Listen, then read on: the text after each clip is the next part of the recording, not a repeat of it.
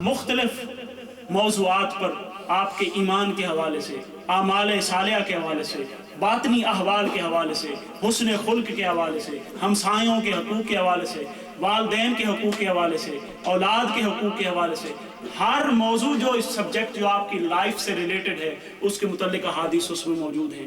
حضور نبی پاک صلی اللہ علیہ وسلم کی شان پر اس وقت 400 کتابیں پبلش ہو کر سامنے آ چکی ہیں منظر عام پر، مختلف موضوعات کی، حضور کی شان پر ہیں، سیرت پر ہیں، حدیث پاک پر ہیں، سوشل سبجیکٹس پر ہیں، اکنامک سبجیکٹ پر ہیں، انگلش میں ہیں، عربی میں ہیں، اردو، جس سبجیکٹ پر آپ چاہیں لیکچر بھی موجود ہے، سب کچھ موجود ہے۔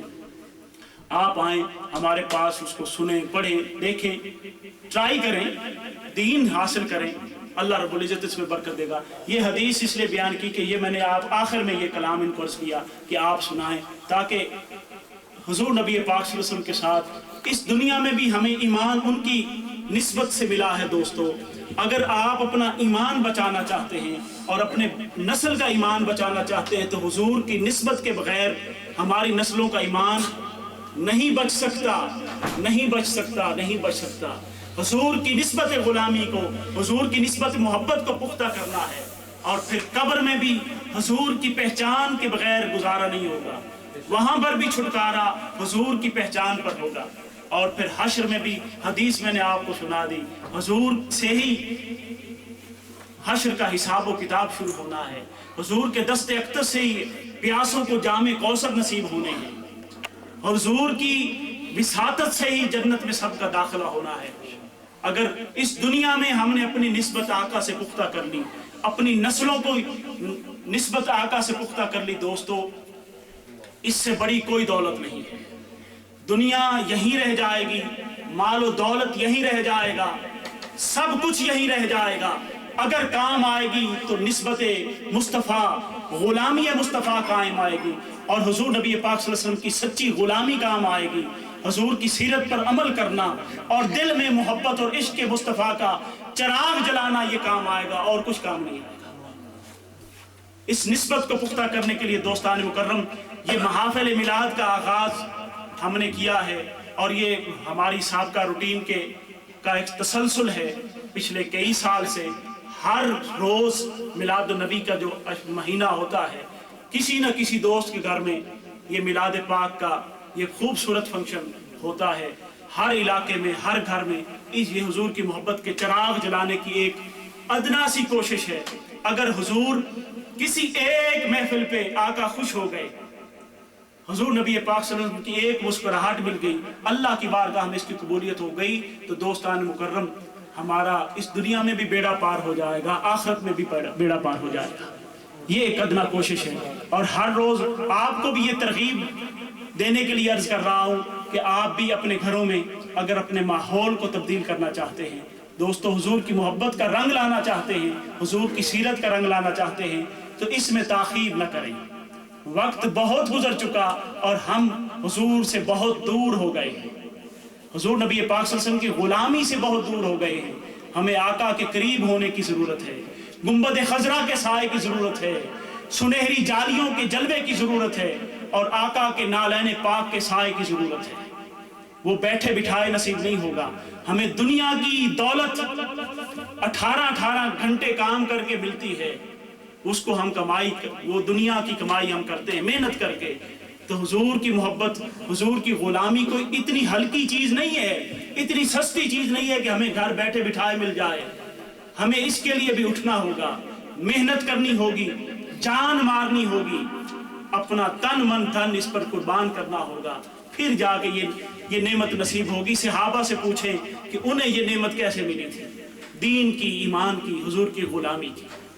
ابھی یہ کلام سنیں، اور اسی عقیدت محبت کے ساتھ پھر ہم سلام پڑھیں گے، اور پھر آپ کی خدمت میں لنگر پیش کیا جائے گا۔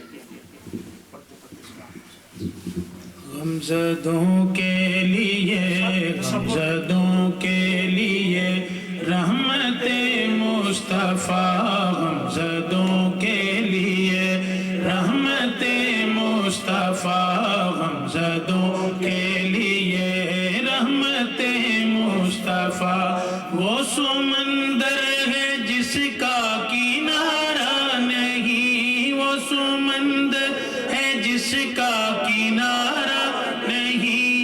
حشر کے دن بھی وہ سب کے کام آئیں گے. یہ سبھی کہیے حشر کے دن بھی وہ جن کا عقیدہ ہے وہ کہیں حشر کے دن بھی وہ سب کے کام آئیں گے. حشر کے دن بھی وہ سب کے کام آئیں گے. کون ہے جس نے ان کو پکارا نہیں؟ کون ہے جس نے ان کو پکارا نہیں؟ ہاں کون ہے جس نے ان کو پکارا نہیں؟ حشر کے دن بھی وہ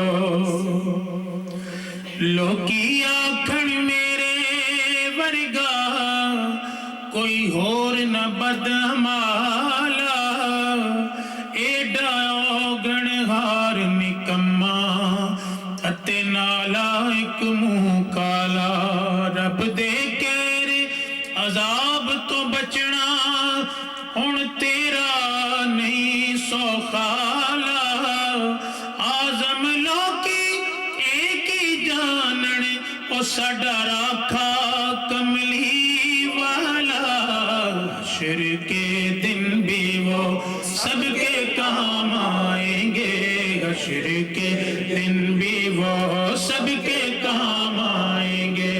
کون ہے جس نے ان کو پکارا نہیں؟ کون ہے جس نے ان کو پکارا نہیں؟ حشر کے دن بھی وہ شاہد اس پہ ہوا ہے کلام خدا. شاہد اس پہ ہوا ہے کلام خدا. مصطفیٰ کی رضا ہے خدا کی رضا.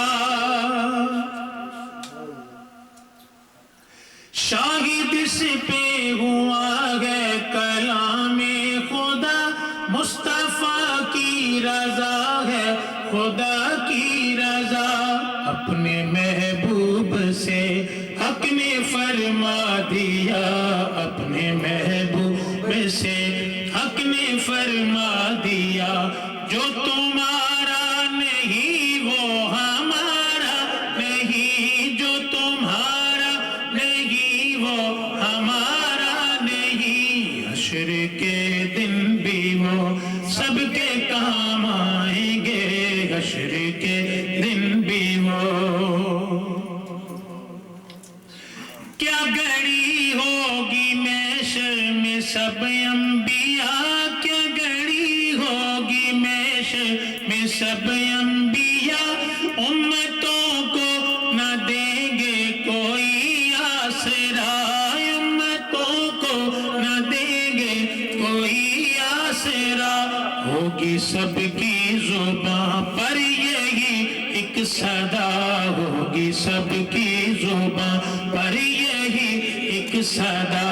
مصطفیٰ کے سوا کوئی چارہ نہیں. مصطفیٰ کے سوا کوئی چارہ نہیں. مصطفیٰ کے سوا کوئی چارہ نہیں. حشر کے دن بھی وہ سب کے کام آئیں گے. حشر کے دن بھی وہ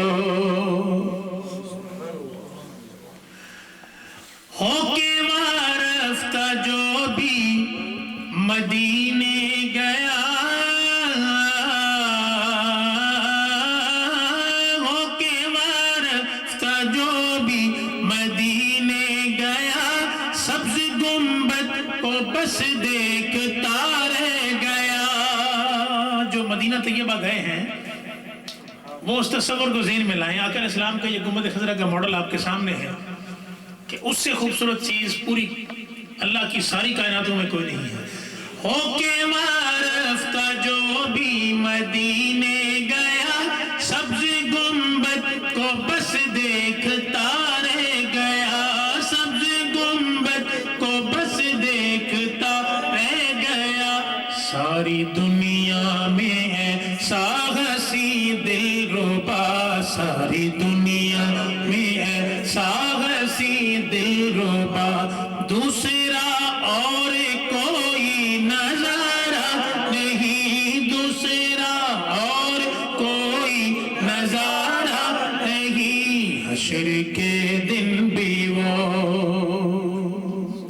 مدینہ طیبہ میں عمرے پر گیا تھا تو وہاں پر ایک مجھے بات یاد آئی.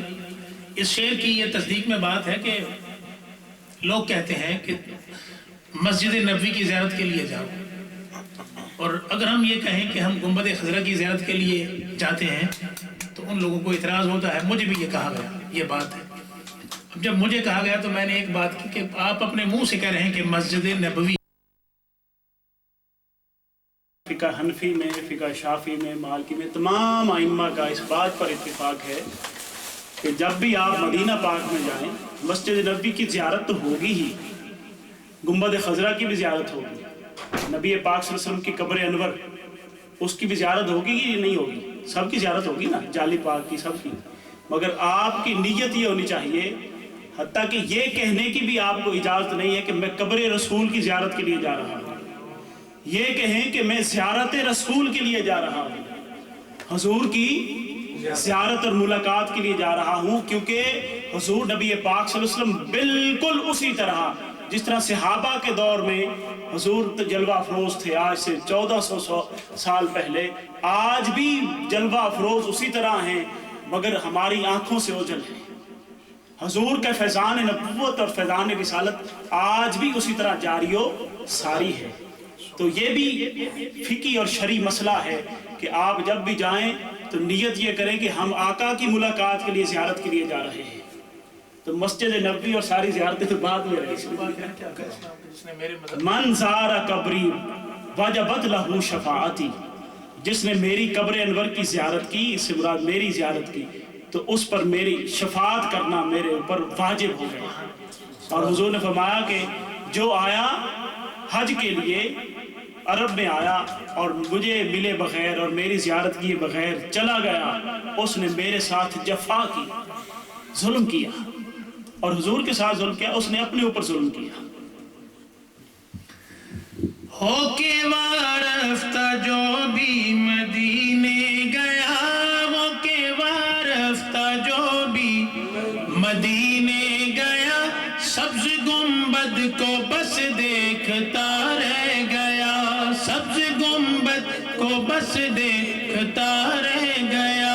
ساری دنیا میں ایسا ہنسی دل ربا، ساری دنیا میں ایسا ہنسی دل ربا، دوسرا اور کوئی نظارہ نہیں، دوسرا اور کوئی نظارہ نہیں. حشر کے دن بھی وہ سب کے کام آئیں گے. کون گئے جس نے ان کو پکارا